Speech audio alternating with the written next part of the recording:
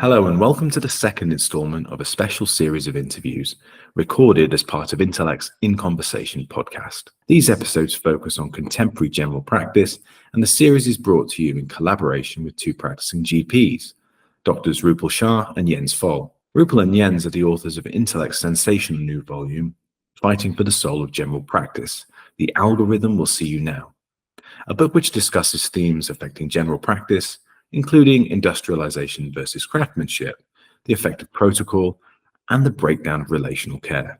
On today's episode, Rupal and Jens are joined by Dr. Rowena Christmas. Dr. Christmas is the practice safeguarding lead and the managing partner who is responsible for clinical governance and quality improvements at the Wye Valley practice in Wales. She is chair of the Royal College of General Practitioners in Wales, as well as being vice chair of the Welsh Medical Committee.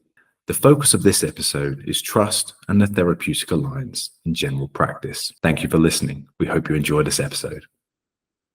Really glad to be continuing this series of podcasts focusing on our book, Fighting for the Soul of General Practice. And today, want to talk about something quite specific. It's, I think, a term that's often cited, and perhaps people, out there, our readers and listeners might not necessarily know exactly what it is. So, therapeutic alliance. I wanted to start by asking each of you how you would define what constitutes the therapeutic alliance. Rowena, can I start with you, please? So, what is this therapeutic alliance that we often hear about within the context of general practice and healthcare? Well, I think I became a GP trainer about 3 years ago. I've been a GP partner for 25 years, so I've been practicing forever, really. But it wasn't really until I became a trainer that I started to become really aware of just what this therapeutic alliance is. I think it's just about really working in partnership with your patients. So, I've been to medical school, I've passed my exams, I've got my own level of knowledge and expertise. But the patient who sat in front of me, they're the experts in their life and in their illness and in the things that really matter to them. So I think for my advice to be effective and for the patient to be able to make best use of the relationship they have with me, I need to make sure they're fully informed about all the pros and cons of, say, a medication I might be suggesting, or whether they need to go to the hospital. They need the information so that they fully understand, and then we work together to get the best outcome for them and their lives. And if we get that right, then they're much more likely to take their medication or go to the hospital or comply with treatment. And they're also much more likely to trust me. So everything just works a lot better, and we're going to get on better as well. So when you get it right, it's a really beautiful thing. I don't know what the others will think. They may have a slightly different take on it. Well, Ru, how about yourself? What do you think? Does that align with your own beliefs? Yeah, I know what Rowena says really resonates with me. Similarly, I've been a GP in the same practice for 20 years or so. Now, I kind of think that as humans, our identity, who we are as people, is shaped through dialogue with other people. And I think when that dialogue is disproportionately centered around health, patients, especially those with multi-morbidity, mental health disorders, can become really reduced and kind of made helpless by us as a medical institution. And I think what a therapeutic alliance does is allow a broader view. It kind of permits people to be seen more fully and for their own internal capacity to be harnessed. Jens, can I bring you in on this question as well? What does TA, therapeutic alliance, mean to you? In the beginning, I think it's a utopia, something you aspire to, but nothing that is static over time. So I'm a bit more skeptical about it. I think it's on and off, and maybe like a long-standing relationship, something where at times there's conflict and it's not happy ever after. The baseline for me is trust, and trust as a method of complexity reduction. And that works particularly well and is necessary for complex situations, mental health, multimorbidity, a lot of social asymmetry, chronic pain. That's where nothing works without the therapeutic alliance, because then you get all the friction, the nocebo factors, the fragmentation, the reduplication, etc. So the baseline is trust, and a lot is needed in terms of relationships and organization to make that happen. It's not something that happens and then it's there ever after. It's something that has to be regained, and two people need to want that. Well, I just want to bring in Ru here. I think Ru, you might have something to say on this topic. What you say about trust, I think, is very true, Jens. And for me, one of the things that blocks the therapeutic alliance is a kind of lack of authenticity, because there can't be trust in that case. So I've been interested in this idea about artificial persons. I don't know if you've come across this term. I think Thomas Hobbes first talked about artificial persons in his Leviathan in the mid-17th century, sort of meaning people whose words and actions represent the institution to which they belong, rather than being authentically their own. And I think that from a GP perspective, it's very problematic when we behave as artificial people who are representing the NHS as a whole, rather than being kind of genuinely ourselves. So for me, a warning sign is when we start using the pronoun we instead of I in situations when it doesn't make sense. For example, we would recommend that you take a statin for your high cholesterol. Well, sorry, we don't refer people for the condition you have. It's a kind of variation, I think, of computer says no, which for me is really antithetical to a therapeutic alliance, because how can you trust someone who's behaving as an artificial person and not as themselves? Be interested to know what people make of that. Yeah, Rowena, what do you think about that? Is there anything you'd want to say? I love what Jens said about trust is a method of complexity reduction. I mean, that I'd never thought of it like that, but it's so true.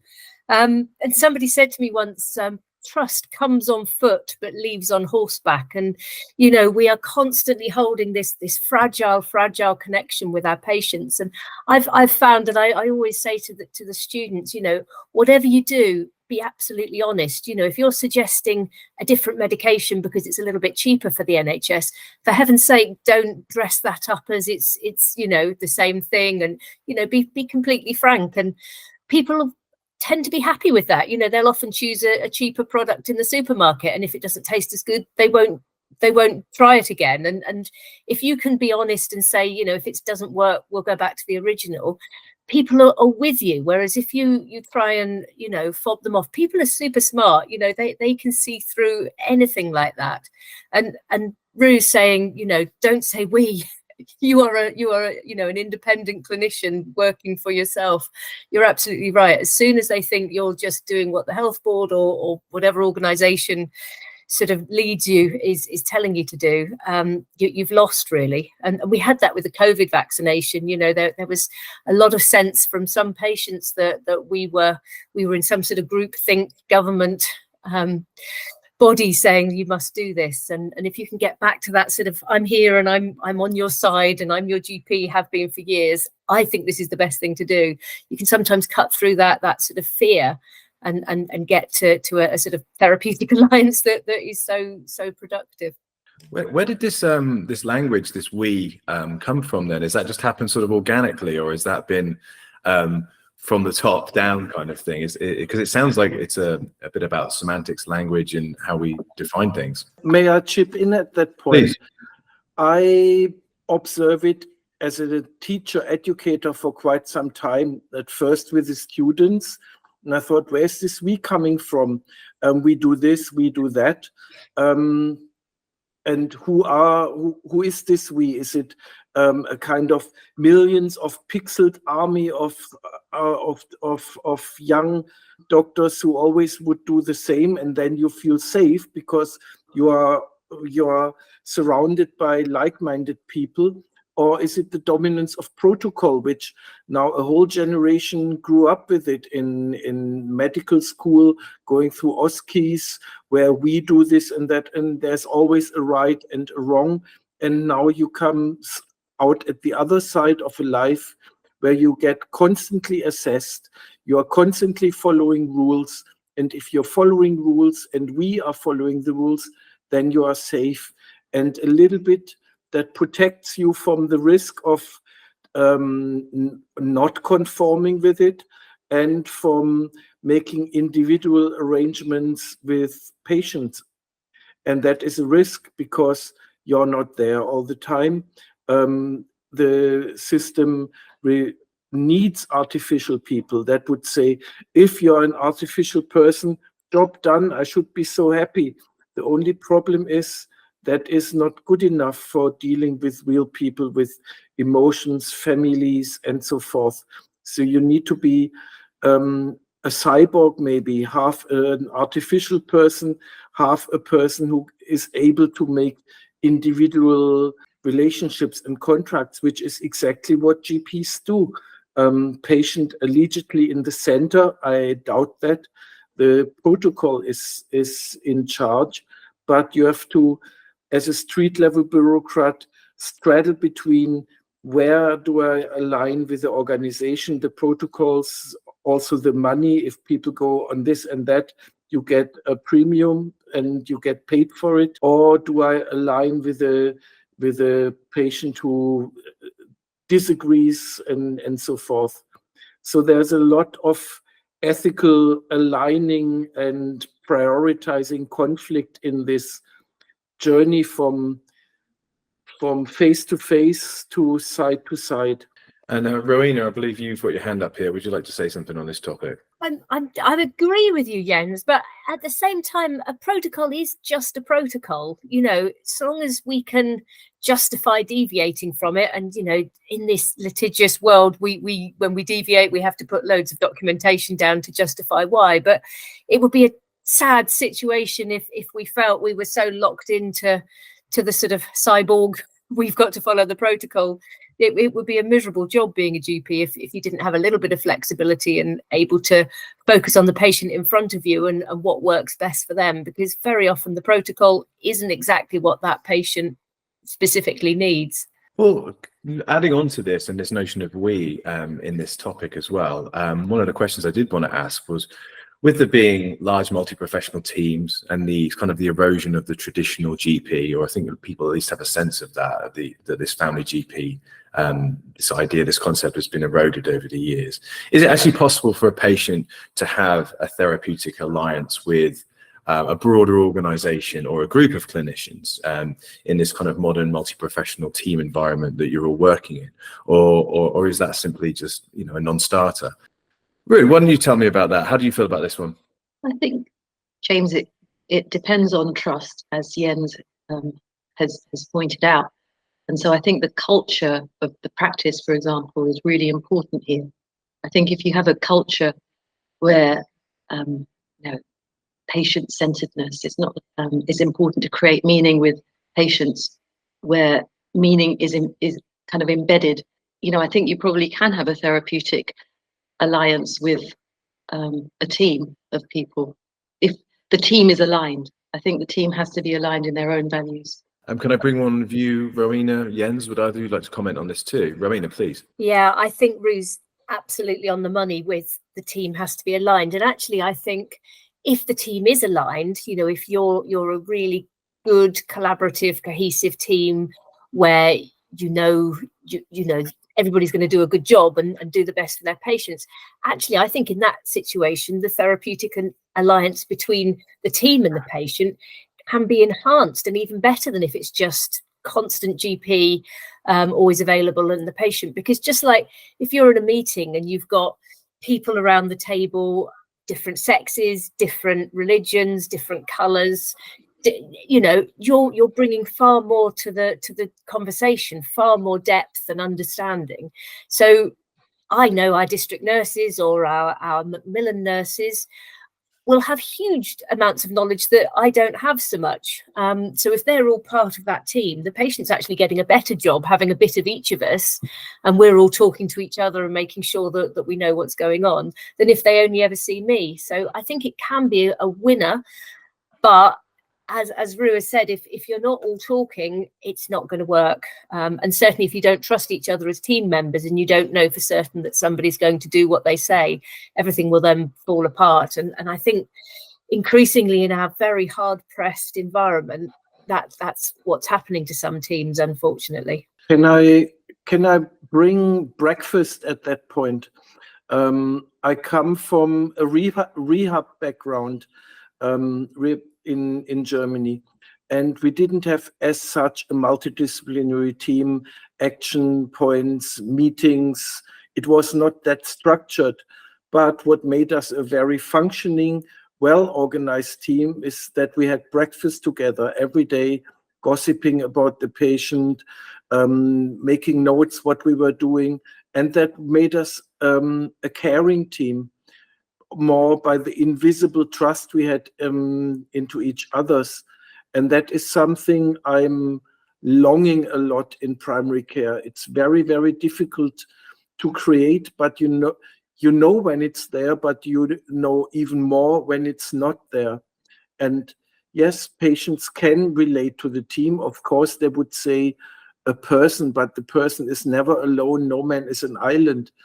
And therefore, the team is extremely important. Is this myth of the kind of family GP, the lone, the island sort of thing, is that a myth? Has it always been a bit of a myth? Because sort of growing up, I just always remember going to see one doctor, and it always being one doctor who was delivering the diagnosis and the prognosis and all the rest of it. And occasionally you would see a nurse, perhaps. I'm just only referring to my own, of course, experience. Has that totally changed, or was that always sort of a mythologized small village kind of mentality? Because I was born and raised in a rural community in England, which may have impacted my understanding of general practice when I was young. And then since then, of course, I've moved over to the US, so I don't really know how things have changed in a practical day-to-day.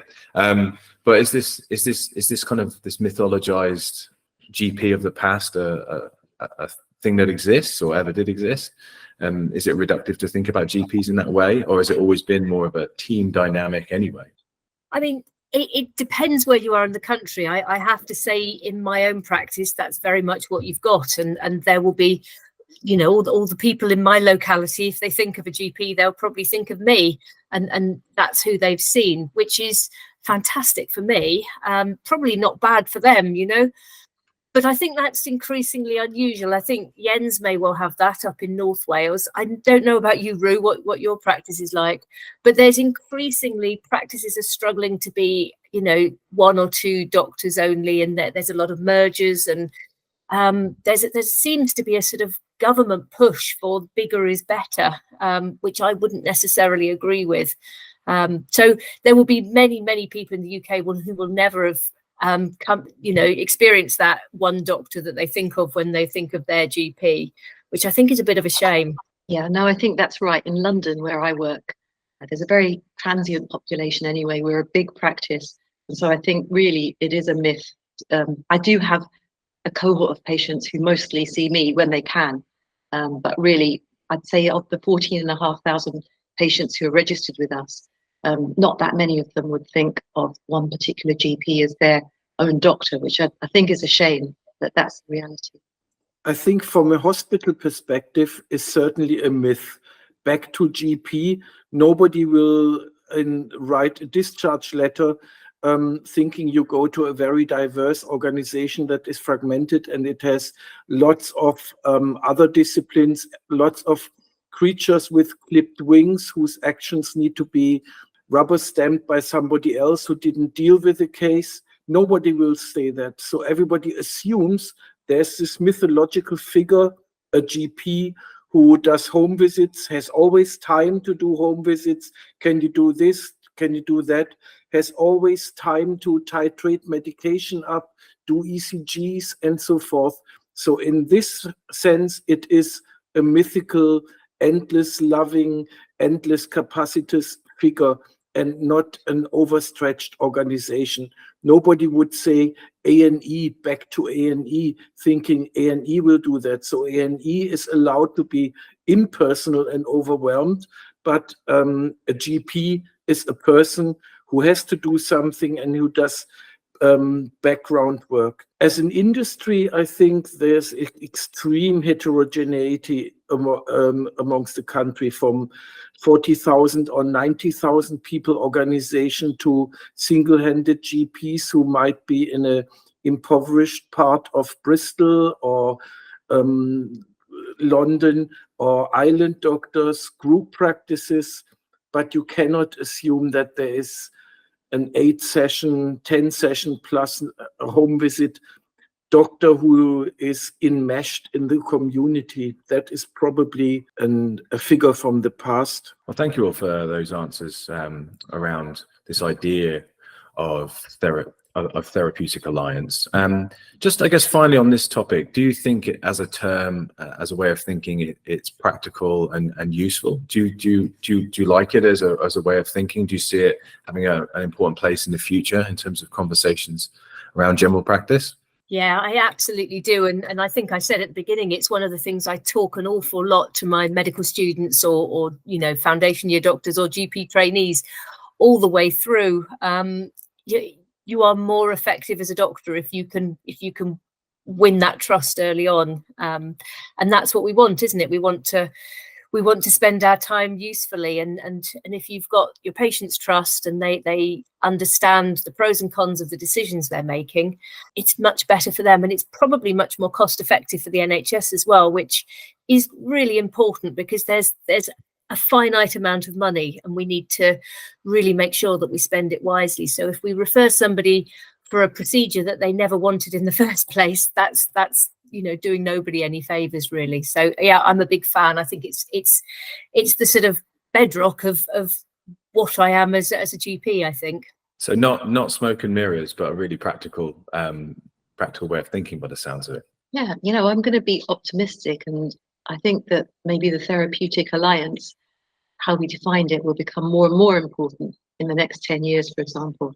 I think we've got the advent of artificial intelligence, and if it's implemented in a values-based way, then it gives us tremendous opportunities. For example, it can take away an awful lot of our administrative burden. It can help us clinically, diagnostically. It could kind of flag up important points in the patient's story that we might not have remembered, abuse as a child or kind of similar presentations in the past, similar investigations.